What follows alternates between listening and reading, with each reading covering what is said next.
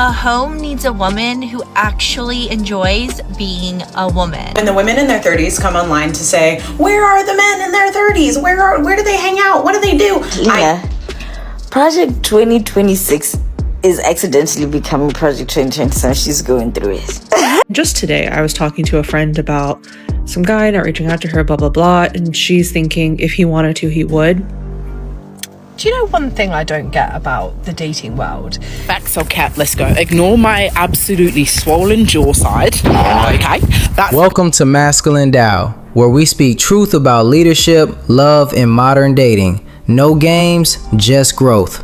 You know, I see why men are staying single, because look around. We have women out here bragging about not cooking, not cleaning, not taking care of their home, not being soft, and not being supportive. And then expecting a man to show up as a provider, leader, planner, protector, and lover, while giving him absolutely nothing in return. And yes, I will be the one to say it. Men aren't running from women.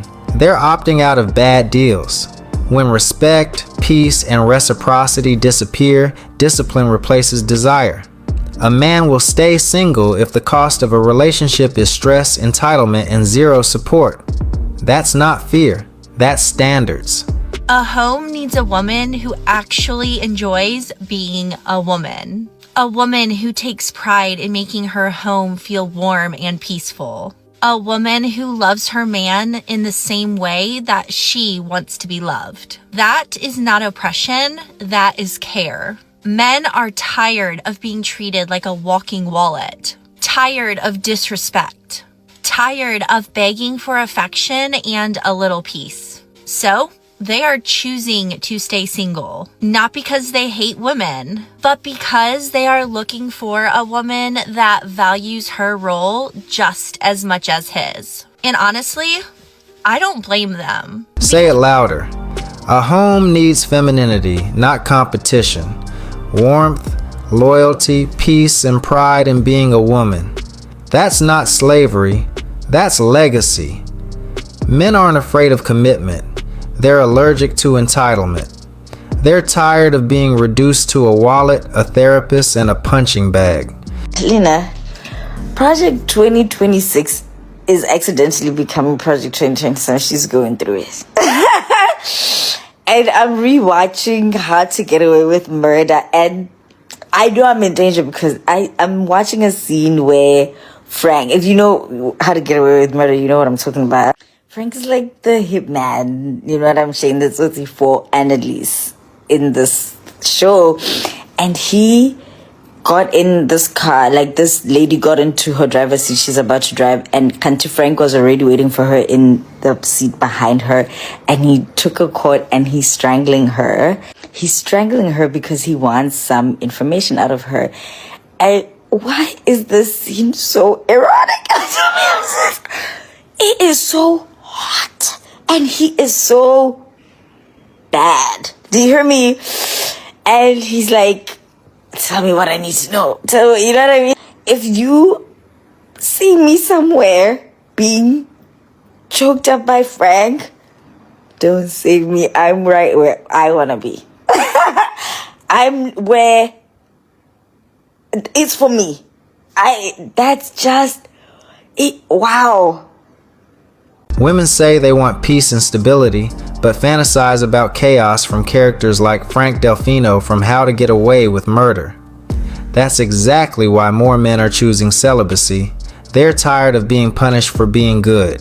This might be controversial, and I might even get canceled for it, but you know what? It's real, it's me, it's how I feel. I don't think I have met a smart man. I think men are capable of reading comprehension, maybe even memorization. Fine. As I get older, I'm nearing my 40s and I'm third wheeling with a lot of my friends. I'm seeing relationships between my family, and I don't think I've ever met a smart man. And I mean this in a way where I don't think any of the men that I know could live the life that they do currently without their wives. Here's the truth. Men aren't less intelligent, but many are emotionally and domestically dependent. A lot of men don't run households. Their wives do. That's not stupidity, that's comfort. Just today, I was talking to a friend about some guy not reaching out to her, blah, blah, blah. And she's thinking if he wanted to, he would. I think he could want to as long as he lives, and he wouldn't because he's not smart. It gets to a point where you just have to do whatever you want to get what you want. So if you want this guy who hasn't texted you back, fucking text him. Do whatever you want. Fucking drag his ass to the altar if you want to marry him. And I think that's what it is. And I'm looking at my friends who are in relationships and they've molded their partners to be exactly what they want. And that goes obviously without conversation and discussion, but that's it. I feel like single women forget that every husband that seems to be a good partner has been molded. They didn't come out that way. So stop giving men the benefit of the doubt and do whatever you want with them. They're stupid. That mindset is backwards. Men aren't clay to be molded. They're grown adults with choices. If you have to drag a man to commitment, he doesn't want it. That's not power, that's control. Real relationships come from mutual effort, not manipulation.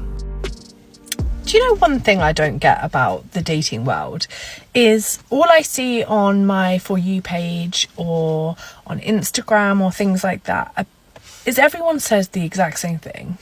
Dating in 2026 or 2025 is dead. And everyone seems to be facing the exact same issues. Ghosting, avoidance, anxious, people who don't really want to commit to anyone, who are just maybe bored or who just want a pen pal. And everyone's saying that everyone is always searching for someone else. But what I don't get is if everyone feels the same, why is dating still the same thing? Dating isn't broken. People are.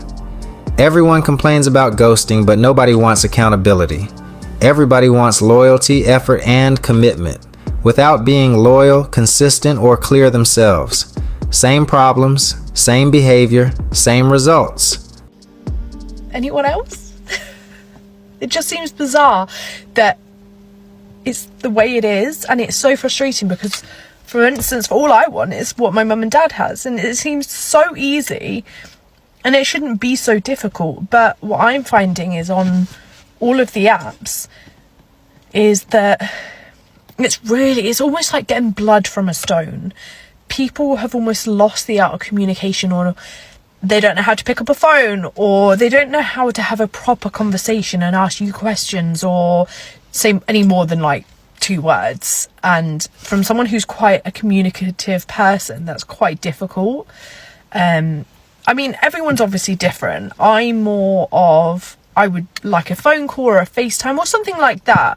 I mean, I'm really into voice notes because I think it depicts a better example of your personality and stuff, whereas you read a text how you wish to read it, not what the other person intends it to mean or to come across like.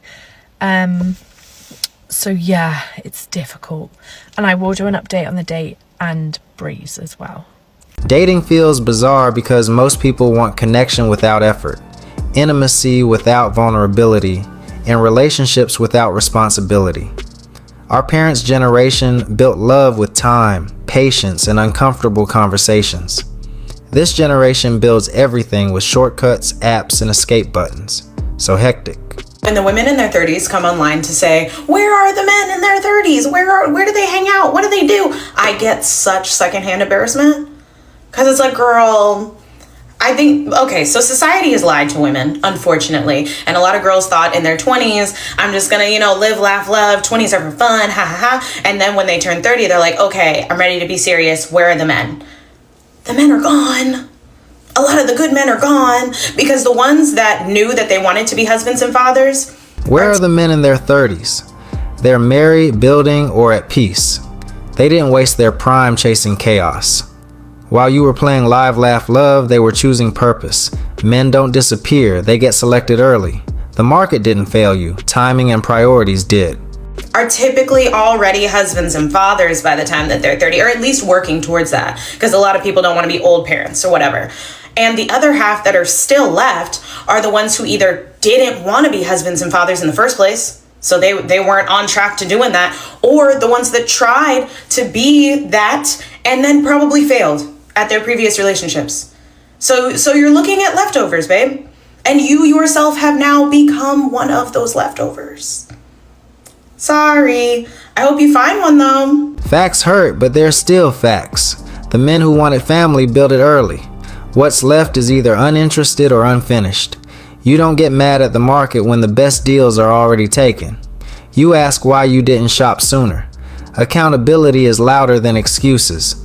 Really hate to be this person, but if a man truly likes you and wants to spend time with you, he will make it his life's mission to do that. I don't care if you live in a different country, a different continent, you could live halfway across the world, and if a man truly likes you and wants to be with you, he will make it happen, no matter the cost, no matter how long it's gonna take. Even if there was absolutely no other way that he could contact you, this man would find your email if he truly wanted to be with you. Please stop making excuses for these men. Start taking people's actions at face value, because at the end of the day, people will show you exactly who they are. Let's be real. Men aren't confused. They're selective. If he wanted you, you'd know. No effort means no interest. Stop chasing fantasies and start respecting the truth. And how they feel about you from very early on. Men are actually so simple if you actually boil everything down. Think about it logically. If a man truly likes you, he's not going to be inviting you over at 2, 3 a.m. and make excuses about when he's taking you out on a proper date. I'm saying this because I've been there, dated people like this. It's so fucking exhausting, constantly reading into people's actions and wondering, oh well, what if he means this? What if he wants me to do this instead? No. You are breaking your own heart by reading into what these men are doing. Dating someone who actually likes you is not meant to be this difficult. But yeah, I'm saying this because I obviously love you and I care about you, so please stop chasing just these fucking losers. Men are simple. Interest is clear. If you're confused, that's your answer. Stop overthinking, stop chasing, stop forcing communication. Someone who wants you won't make you guess. We keep hearing about the male loneliness epidemic. And ironically, we keep hearing about it mostly from women who are very adamant that they don't care anything about it, yet continue to speak on it almost constantly. Not only that, but they also mention that it's entirely men's fault that they're lonely. But I have some serious doubts about that, because from what I have been seeing, there are actually a lot of men that are perfectly happy being single. They call it a male loneliness epidemic, but ignore the truth. Many men aren't lonely, they're at peace. They stepped away from chaos, rebuilt their lives, and chose discipline over drama. That's not loneliness. That's self-respect. And they're not lonely at all. Granted, there are some lonely men out there, but I would also point out that there are a lot of lonely women out there too, but we're not calling that an epidemic, because most women will say that they'd rather be alone than with someone who doesn't appreciate them. And I would actually wager that the same holds true for men, that they would rather be alone than with someone who doesn't treat them properly. So, gentlemen, please, are most of you alone because no one will date you? Or are you alone because you can't find anyone suitable to be in a relationship with? I have a feeling it's more of the latter. Facts. Most men aren't alone because they're unwanted. They're alone because the options are trash. Same way women say, I'd rather be single than disrespected. Men are saying, I'd rather have peace than chaos. That's not an epidemic. That's standards. Ladies, forced marriage and birth are definitely on the table for the Heritage Foundation in 2026. If you thought P2025 was bad, their plans for next year are even worse. They come right out and say it. Every single child conceived deserves to be born to a married mother and father. If you are a single parent or a member of the LGBTQ community, you should be concerned.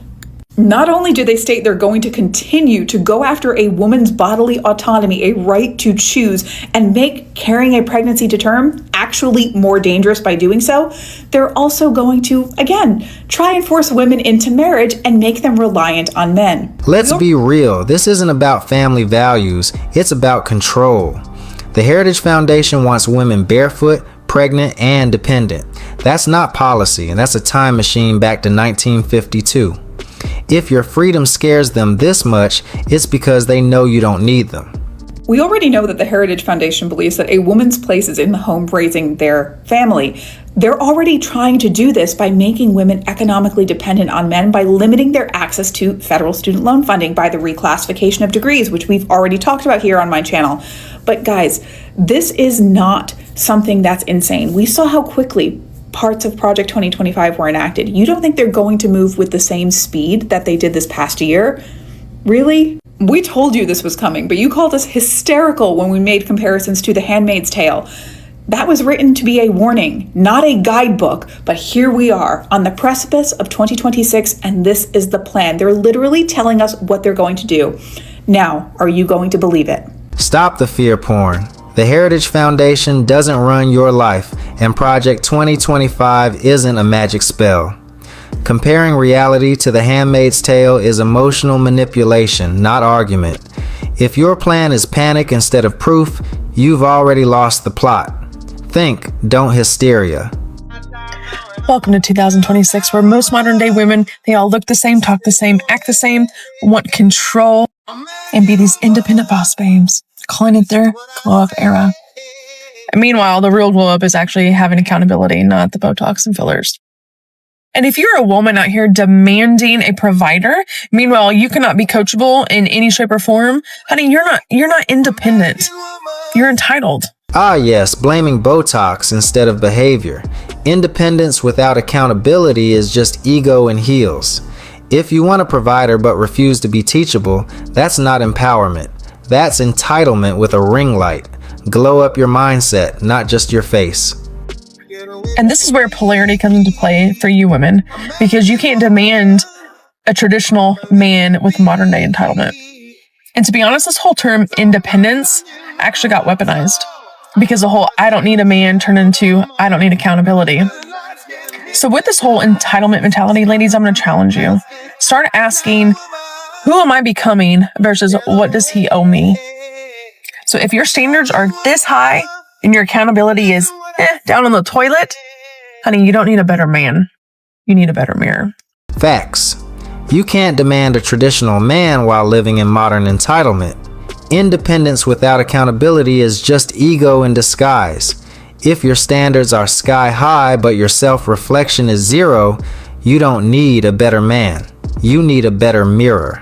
Facts or cat, let's go. Ignore my absolutely swollen jaw side. Okay, that's because my tooth is infected, right? This is, if my family sees this video, this is not regarding me, this is regarding people out there. I'm a woman of God, I don't do anything.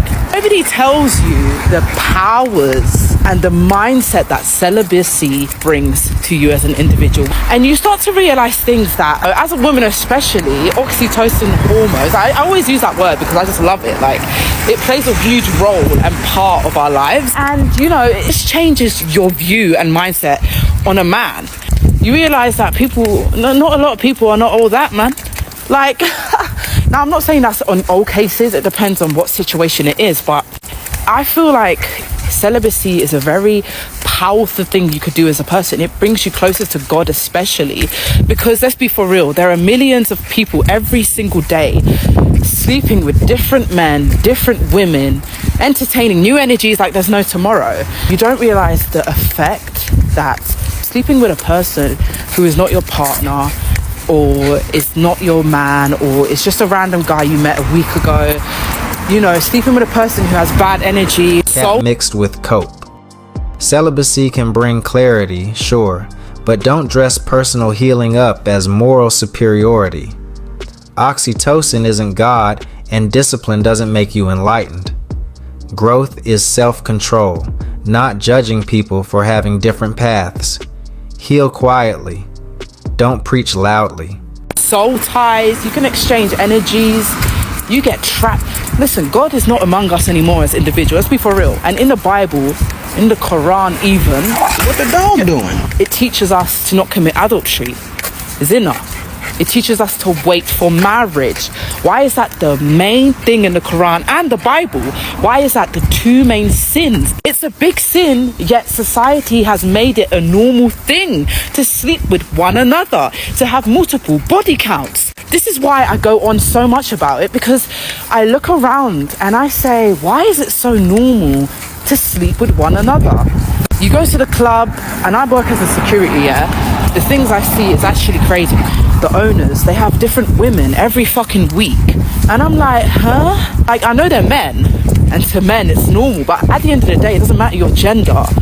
It is not normal. We as individuals are supposed to a partner at marriage, and that's when you become one. And I believe it highly.